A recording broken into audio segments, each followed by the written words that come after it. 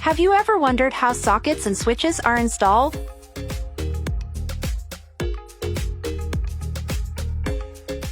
Today we're showing you how a professional does it.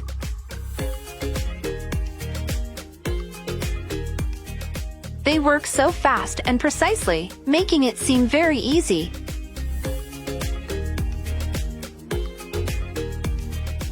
But it is not, and you shouldn't try to do this yourself.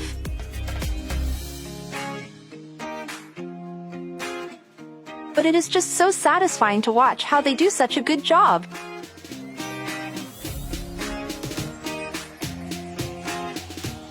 We're impressed with their skills.